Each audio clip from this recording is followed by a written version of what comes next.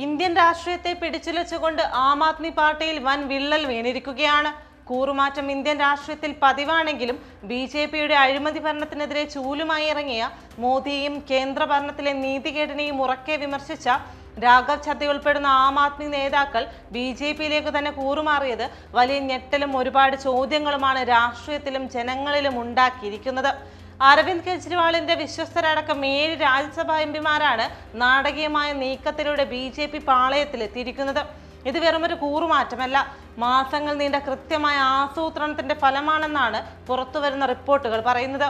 എല്ലാം തുടങ്ങിയത് 2024-ലാണ്. ഡൽഹി തിരഞ്ഞെടുപ്പിനുള്ള ഒരുക്കങ്ങൾക്കിടെ പഞ്ചാബ് സർക്കാരിന്റെ പ്രവർത്തനങ്ങളിൽ ചില നേതാക്കൾ അതൃപ്തി പ്രകടിപ്പിച്ചിരുന്നു. മാർച്ച് 14-ന് മോഖയിൽ നടന്ന അമിത്ഷായുടെ ബദലാവി റാലി ഇതിൽ നിർണായകമായി. ആ റാലിയിൽ വെച്ചാണ് അസംതൃപ്തരായ ആപ്പ് എംപിമാരെ ബി.ജെ.പിയിലെത്തിക്കാനുള്ള അന്തിമ തീരുമാനമായത്. ഏപ്രിൽ 2-ന് രാഘവ് ഛദ്ദയെ രാജ്യസഭയിലെ പദവിയിൽ നിന്ന് നീക്കിയത് പാർട്ടിക്കുള്ളിലെ ഭിന്നത പരസ്യമാക്കുകയായിരുന്നു. തൊട്ടു പിന്നാലെ ബി.ജെ.പി അധ്യക്ഷന്റെ സാന്നിധ്യത്തിൽ ഛദ്ദയും സന്ദീപ് പാഠകും അശോക് മിത്തലും ഔദ്യോഗികമായി ചേരിമാറി.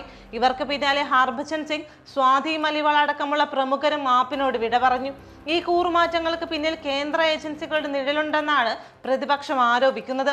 LPU സർവകലാശാലയിൽ ED റെയ്ഡ് നടന്ന 2 ആഴ്ച തികയും മുൻപെയാണ് അശോക് മിത്തൽ ബി.ജെ.പിയിൽ ചേരുന്നത്. അന്വേഷണം നേരിടുന്ന നേതാക്കൾ ബി.ജെ.പിയിലെത്തുന്നതോടെ ക്ലീൻ ചീറ്റ് ലഭിക്കുന്ന വാഷിംഗ് മെഷീൻ രാഷ്ട്രീയം ഇവിടെയും ആവർത്തിക്കുകയാണ്. അവർ വഞ്ചകരും രാജ്യദ്രോഹികളുമാണെന്നാണ് പഞ്ചാബ് മുഖ്യമന്ത്രി ഭഗവന്ത് മാൻ ആപ്പ് എംപിമാരുടെ കൂറുമാറ്റത്തെ വിശേഷിപ്പിച്ചത്. കേന്ദ്ര ഏജൻസികളെ ഉപയോഗിച്ച് ബി.ജെ.പി എംപിമാരെ വിലക്കെടുക്കുകയാണെന്നാണ് അദ്ദേഹം തുറന്നടിച്ചത്. കുമാരസ്വാമി സർക്കാരിനെയും ജ്യോതിരാദിത്യ സിന്ധ്യയെയും വീഴ്ത്തിയ ഓപ്പറേഷൻ താമരയുടെ പുതിയ പതിപ്പാണ് പഞ്ചാബിലും അരങ്ങേറുന്നത്. ആം ആദ്മി പാർട്ടി എംപിമാരുടെ രാജിയോടെ കൂറുമാറ്റ കേന്ദ്രമായി മാറിയിരിക്കുകയാണ് ഇപ്പോൾ ബി.ജെ.പി. 2014-ന് ശേഷം ഡൽഹി അടക്കം 8 സംസ്ഥാനങ്ങളിലെ പ്രതിപക്ഷ നേതാക്കളെയാണ് ബി.ജെ.പി തങ്ങളുടെ പാളയത്തിലെത്തിച്ചത്. 2019-ന് ശേഷമുള്ള കണക്കുകൾ പ്രകാരം കേന്ദ്ര ഏജൻസികളുടെ അന്വേഷണം നേരിട്ട 25 നേതാക്കൾക്കും ബി.ജെ.പിയിൽ ലയിച്ചതോടെ കേന്ദ്രം ക്ലീൻ ചീറ്റ് നൽകി. അധികാരവും പദവിയും നൽകിയായിരുന്നു പ്രതിപക്ഷ നേതാക്കളെ ബി.ജെ.പി ചാക്കിലാക്കിയത്.